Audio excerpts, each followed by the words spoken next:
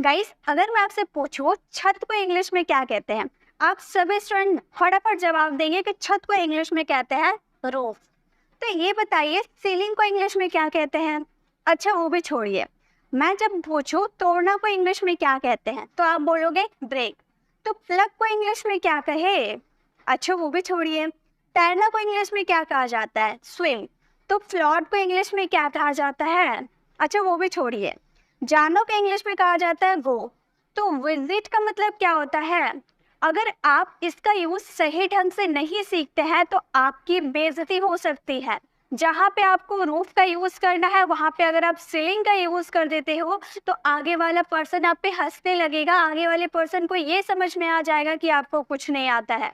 तो आपके साथ आपकी कभी ऐसी बेइज्जती ना हो, इसके लिए ये वीडियो को आपको पूरा देखना होगा। ये बहुत ही कंफ्यूजिंग टॉपिक है, बहुत कंफ्यूज करते हैं कि छत का यूज हम रूफ में करें या फिर सीलिंग में करें। बहुत कंफ्यूजन है ना, दोनों का मतलब छत होता है बट किसका यूज किस सिचुएशन में करना है। तो आज के इस वीडियो में हम यही डिस्कस करने वाले हैं कि किसका मतलब क्या होता है, किस सिचुएशन में यूज होता है। और मैं आपको गारंटी दे सकती हूँ कि इसके बाद आप कभी मिस्टेक नहीं करोगे, बहुत ही अच्छी तरह से आपको समझ में आएगा। पिक्चर के साथ में बताऊंगे ताकि आप इसका यूज अपनी डेली लाइफ में कर सकेंगे। चलिए वीडियो को स्टार्ट करते हैं। सबसे पहला हमारा वर्ड है छत। छत को रूफ कहे या सीलिंग कहे, बहुत कंफ्यूजन है क्योंकि दोनों का मतलब क्या होता है, छत होता है। तो हमारा सेंटेंस है रवि छत पर खड़ा है। अब यहाँ पर रवि छत पर खड़ा है, आप रूफ का यूज कीजिएगा या सीलिंग का यूज कीजिएगा। मैं बताती हूँ, इसका यूज आप इसमें आप रूफ का यूज कीजिएगा। क्यों कीजिएगा, क्योंकि देखिए मान लीजिए ये रवि है, रवि कहाँ खड़ा है, छत के ऊपर खड़ा है ना, ये छत है, छत के ऊपर खड़ा है। तो जब छत के ऊपरी भाग की आप बात करोगे, क्या मैंने बोला, छत की ऊपरी भाग की आप बात करोगे तो वहां रूफ का यूज करोगे। आप सेंटेंसेस को बनाओगे, रवि वॉज, पास्ट का है ना इसलिए was standing, Ravi was standing on the roof. On the ceiling आप नहीं बोल सकते, ऑन द रूफ आपको बोलना होगा।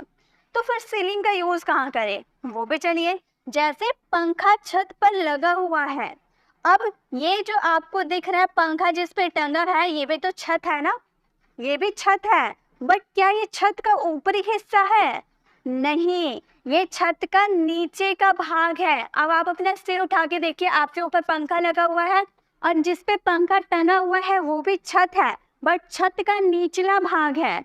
तो उस भाग को हम सीलिंग कहते हैं। तो इस सेंटेंसेस को क्या बोलेंगे, हम बोलेंगे the fan is set in the ceiling, set in the ceiling, पंखा छत पर लगा हुआ है।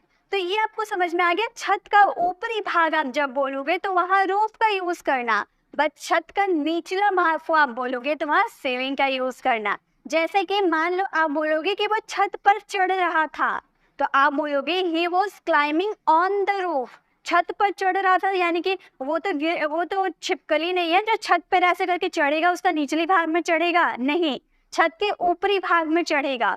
तो वहां पे आप यूज कीजिएगा रूफ का, आप बोलोगे he was climbing on the roof, वो छत पर चढ़ रहा था। ठीक है, अब कंफ्यूजन नहीं होगा कि रूफ का यूज कहाँ करें, सीलिंग का यूज कहाँ करें। तो चलिए एक सेंटेंस आप लोगों के लिए है, इसमें आपको पहचानना है रूफ का यूज करें या सीलिंग का यूज करें। आकाश छत की पुताई कर रहा है, इस सेंटेंसेस को आप फ्रेम करना और इसका आंसर कमेंट बॉक्स में करना। चलिए नेक्स्ट देखें। अब है टू इनफ, दोनों का मतलब होता है बहुत। बहुत के सेंस में हम कभी टू का यूज कर लेते हैं, टी डबल ओ टू, ठीक है। और इनफ के सेंस में भी हम बहुत का यूज करते हैं, लेकिन कब कैसे पता चले, चलिए वो भी देख लेते हैं। वो बहुत ज्यादा थका हुआ है, याद रखिए टू का यूज आप वहां करोगे जरूरत से ज्यादा, मतलब जितना जरूरत, जितना थका होना चाहिए उससे ज्यादा वो थका है। तो कोई भी चीज जरूरत से ज्यादा हो, जरूरत से बहुत हो तो वहां पे आप टू का यूज करोगे। तो इनफ का यूज कहाँ करें भाई, तो जितना जरूरत है उतना ही है, जितना जरूरत है उतना ही है। चलिए एग्जाम्पल के थ्रू मैं बताऊंगी। पहले एग्जाम्पल हम देख लेते हैं। वो बहुत ज्यादा थका हुआ है यानी कि इसने बहुत चला, इसने बहुत दौड़ा, तो ये दौड़ा चला इतना काम किया, तो ये जरूरत से ज्यादा, जितना थका होना चाहिए जरूरत से ज्यादा थका हुआ है। तो इस सेंटेंसेस को आप बोलोगे he is too tired, too का यूज करोगे, ठीक है, टू टायर्ड, ना कि इनफ टायर्ड। इनफ का यूज कब करेंगे? रोहित दौड़ने में बहुत मजबूत है। जो रोहित है दौड़ने में बहुत मजबूत है, तो जरूरत से ज्यादा तो कोई मजबूत नहीं होता है, जितना जरूरत है उतना वो मजबूत है। समझ में आ रहा बात? जिस चीज की जितनी जरूरत हो उतना ही हो, उसमें हम इनफ का यूज करेंगे, और जरूरत से ज्यादा अगर कोई चीज हो तो वहां पे टू का यूज करेंगे। तो रोहित दौड़ने में बहुत मजबूत है, आप इस सेंटेंसेस को बनाओगे, Rohit is strong, Rohit is strong enough to run, enough to run। तो समझ में आ गया? जब आप जरूरत से ज्यादा की बात करोगे वहां पर टू का यूज करोगे। जैसे वो बहुत ईमानदार है, ईमानदार है मतलब जितना जरूरत होगा उतना ही तो ईमानदार होगा, तो आप बोल सकते हो he is honest enough, he is honest enough, जितना जरूरत है उतना वो ईमानदार है। ठीक है, नेक्स्ट स्टेप, प्रिया बहुत लेट है, इस सेंटेंसेस को आप फ्रेम करना है, इसका आंसर कमेंट बॉक्स में करना। चलिए आगे देखें। अब है तैरना, तैरना को हम बोलते हैं स्विम, तैरना को स्विम। तो फ्लॉट को क्या बोले? फ्लॉट को भी बोला जाता है तैरना। जैसे मान लीजिए यहाँ पर सेंटेंस है मछली तैर रही है। जब कोई चीज जन्मजात तैरने जानता है, मछली क्या होती है? मछली का जन्म होता है, तो उसकी मम्मी पापा या उसके टीचर तो कोई होते नहीं है जो उसे तैरना सिखाएंगे, नहीं, वो जन्मजात तैरना जानती है। जब से जन्म लेती है तब से वो तैरना जानती है, कोई उसे सिखाता नहीं है तैरना। तो ऐसे में आप फ्लॉट का यूज करोगे। आप इस सेंटेंसेस को बनाओगे, fish is floating, fish is floating, मछली तैर रही है, fish is floating. But second sentence है हम लोग तैर सकते हैं। तो हम जो है हम जन्मजात तैरना तो नहीं जानते हैं, पैदा होते तभी से तो तैरना नहीं जानते हैं, हमें सिखाया जाता है, हमारे टीचर होते हैं सिखाने के लिए, तो हम सीखते हैं उसके बाद तैरना जानते हैं। तो इस समय आप स्विम का यूज कीजिएगा। समझ रहे हैं? जब आप कोई जन्मजात तैरना जानता है, जैसे सांप जन्मजात तैरने जानता है, जैसे कि और कोई भी पानी में रहने वाले कोई भी प्राणी होते हैं जन्मजात तैरना जानते हैं, तो वहां पे आप यूज कर सकते हो क्या? फ्लॉट का यूज कर सकते हो। बट किसी को तैरना सिखाया जाता है, वो सीख कर तैरना जानता है, तो वहां पर स्विम का यूज कीजिएगा। हम लोग तैर सकते हैं, आप बोलोगे we can swim, we can swim, हम लोग तैर सकते हैं। नेक्स्ट है सांप तैर रहा है, सेंटेंसेस को आप फ्रेम करना। चलिए नेक्स्ट देखिए, जाना, जाना को हम गो भी बोलते हैं, विजिट भी बोलते हैं, लेकिन कैसे पहचानेंगे कि गो का यूज करना है या विजिट का यूज करना है? जहाँ आप बार बार जाते हो। जैसे रवि स्कूल जा रहा है, तो रवि का स्कूल में एडमिशन हुआ होगा ना, तभी तो वो बार बार जा रहा है। एक दिन गया, दूसरा दिन गया, तीसरा दिन गया, चौथा दिन गया, मतलब जितने स्कूल रहते हैं एक दो दिन एब्सेंट करता है, बाकी दिन रोज जाता है। यानी कि जहाँ आप बार बार जाते हो वहाँ आप वो का यूज कर सकते हो। तो इस सेंटेंसेस को आप बोलोगे, Ravi is going to school, going to market, going to, जो जहाँ भी आप जाना चाहते हो, जहाँ बार बार जाते हो वहाँ पर गो का यूज करोगे। ठीक है, हम लोग लाल किला जाएंगे, तो लाल किला तो आप बार बार घूमने नहीं जाते हो, ताजमहल तो आप बार बार घूमने नहीं जाते हो, जू तो आप बार बार घूमने नहीं जाते हो। तो इस वाले सेंस में आपको विजिट का यूज करना है। जहाँ तो आप जाते हैं बट कभी कभी जाते हैं घूमने के लिए, कभी कभी जाते हैं, तो वहाँ पे विजिट का यूज करेंगे। हम बोलेंगे we will visit to, we will visit to the Red Fort, the Red Fort. समझ में आ गया? तो हमारा सेंटेंस जो we will visit to the Red Fort, हम लोग लाल किला जाएंगे। नेक्स्ट है मैं दोस्तों के साथ घूमने जा रहा हूँ, इस सेंटेंसेस को आप फ्रेम करना, इसमें वो लगेगा या विजिट लगेगा। नेक्स्ट चले देखें, नेक्स्ट है तोड़ना। तोड़ना के लिए हम क्या यूज करें? प्लग का यूज करें ना ब्रेक का यूज करें? क्योंकि दोनों का मतलब क्या होता है? दोनों का मतलब होता है तोड़ना। पहला है मेरे भाई ने मेरा खिलौना तोड़ दिया। खिलौना क्या होता है? हार्ड होता है ना, बहुत हार्ड होता है। आपको अगर मैंने आपको एक नकली फोन दिला दिया, मान लो बच्चे हैं उसे हम नकली फोन दिला दिए, या फिर रियल वाला एक फोन आ गया, वो क्या होता है? हार्ड होता है ना, तो उसे जब आप तोड़ोगे तो वहां पे आप यूज करोगे ब्रेक का। बट अगर आप फूल तोड़ते हो, पत्ता तोड़ते हो, तो बहुत ही नाजुक होते हैं ना, बहुत सॉफ्ट होते हैं, तो सॉफ्ट चीजों को जब आप तोड़ोगे तो वहां पर प्लग का यूज कीजिएगा। ठीक है, तो मेरे भाई ने मेरा खिलौना तोड़ दिया। आप इस सेंटेंसेस को बोलोगे, my brother broke my toy, broke my toy, मेरे ब्रदर ने मेरा खिलौना तोड़ दिया, my brother broke my toy. Next है रिया फूल तोड़ रही है, तो रिया फूल तोड़ी तो फूल तो बहुत सॉफ्ट है, तो सॉफ्ट के लिए हम प्लग का यूज करेंगे, हम बोलेंगे Riya is plucking the flower, plucking the flowers. Riya is plucking the flowers, Riya फूलों को तोड़ रही है, ठीक है। नेक्स्ट है उसने पत्ता को तोड़ा, इस सेंटेंसेस को आप फ्रेम करना। नेक्स्ट चलिए देखें, नेक्स्ट है सम एनी, सम का यूज करें ना एनी का यूज करें, ये भी बहुत कंफ्यूजन है बहुत ज्यादा, क्योंकि दोनों का मतलब होता है कुछ या कोई। कभी कभी आप सम की जगह कोई का भी यूज कर देते हो और एनी का भी यूज कर देते हो, कभी कुछ की जगह आप सम का भी यूज कर देते हो या एनी का भी यूज कर देते हो, इसलिए दोनों का डिफरेंस समझ लीजिए। जब कोई चीज जब आपका सेंटेंस पॉजिटिव सेंटेंस हो, ठीक है, जब आपका कोई सेंटेंस पॉजिटिव सेंटेंस हो और काउंटेबल और अनकाउंटेबल दोनों हो, तो वहां पे आपको यूज करना है सम का। मैंने क्या बोला ध्यान से सुनिए, जब आपका सेंटेंस पॉजिटिव हो और वो काउंटेबल अनकाउंटेबल दोनों हो, तो वहां पे आप सम का यूज कीजिएगा। सम का यूज आप कभी भी नेगेटिव सेंटेंस में नहीं कर सकते हैं, ओनली यूज होगा पॉजिटिव सेंटेंस में, ठीक है। और एनी का यूज सिर्फ और सिर्फ नेगेटिव या इंट्रोगेटिव सेंटेंस में करोगे किसी भी नाउन के साथ, ठीक है।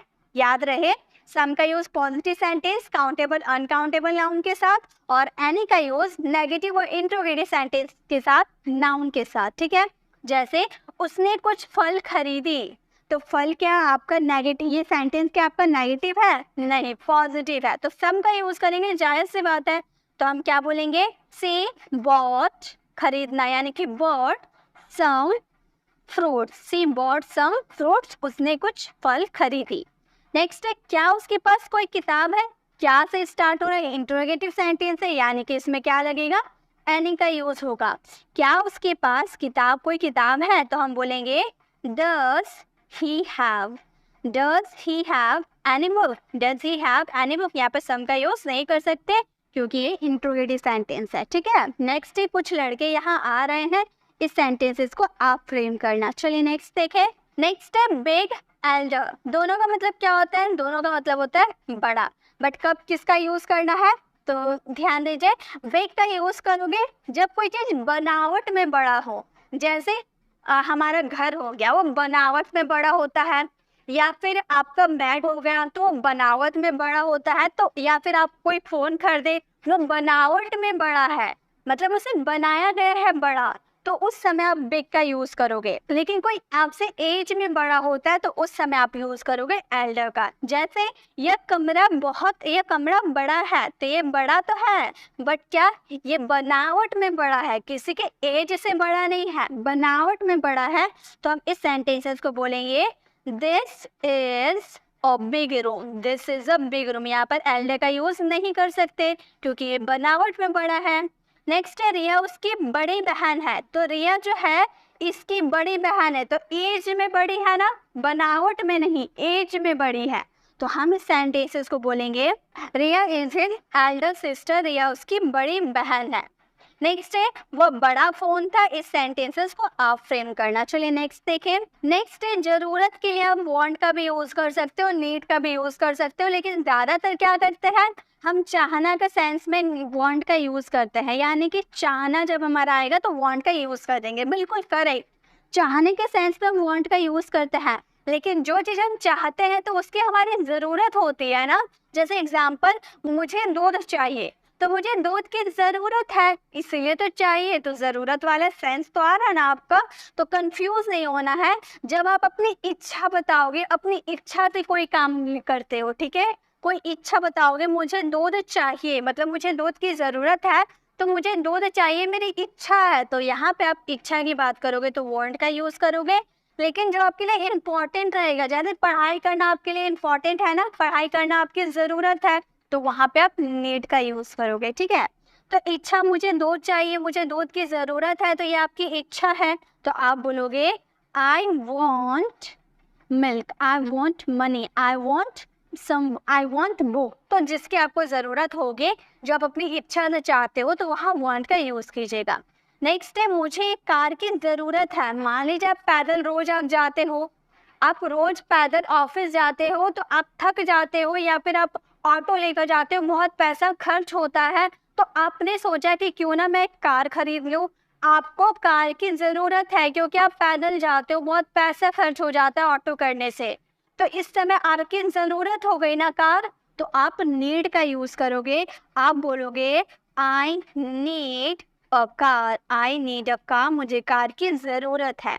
नेक्स्ट है वो बर्गर खाना चाहता है, इस सेंटेंसेस को आप फ्रेम करना। चलिए नेक्स्ट देखें। नेक्स्ट है दिस दैट। अक्सर क्या करते हैं, यह के लिए हम दिस लगा देते हैं, वह के लिए दैट लगा देते हैं। क्यों हम ऐसा करते हैं? क्योंकि जब कोई चीज़ पास होती है और सिंगुलर होती है, मैंने क्या बोला, जब कोई चीज़ नियर यानी कि पास होती है, ये लड़का है, इसके पास ये कार है ना, तो यहाँ पे क्या लगाएंगे, यह एक कार है, इसने कहा यह एक कार है, तो इसके पास है ना, सामने है, सिंगुलर है, तो हम क्या लगाएंगे, हम बोलेंगे this is a car, this is a car. Singular रहना चाहिए, याद रहे सिंगुलर रहना चाहिए, कोई भी चीज़ सिंगुलर रहना चाहिए, ठीक है। तो कार एक ही कार है ना, तो यहाँ पे हम लोगों ने लगाया this is a car.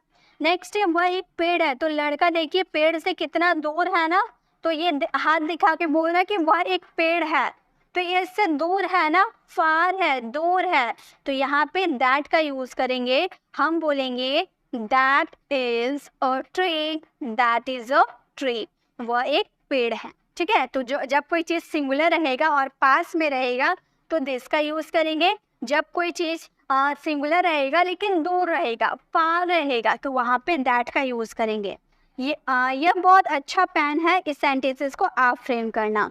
Next चलिए देखिए। नेक्स्ट एंड द लास्ट है दिस और इट। ये इसमें तो अक्सर स्टूडेंट कंफ्यूज होते हैं क्योंकि दिस के जगह इट का यूज़ कर देते हैं, इट के जगह दिस का यूज़ कर देते हैं। तो माइनर सा डिफरेंस है, आप समझ लीजिए। दोनों का मतलब होता है यह, दोनों का यूज़ यह के सेंस में करते हैं। ध्यान दीजिए, दिस का यूज़ आप निर्जीव और सजीव, living things non living things दोनों के साथ कर सकते हैं, ठीक है। दिस का यूज़ आप नॉन लिविंग्स और लिविंग्स दोनों के साथ आप करोगे, ठीक है। इन दोनों के साथ आप करोगे दिस का यूज़, बट इट का यूज़ आप सिर्फ और सिर्फ नॉन लिविंग के साथ कर सकते हो, ठीक है। नॉन लिविंग के साथ करोगे, या फिर आप टाइम की बात करोगे तो करोगे, आप सीजन की बात करोगे तो करोगे, आप ईयर की बात करोगे तो करोगे, आप मंथ की बात करोगे तो करोगे।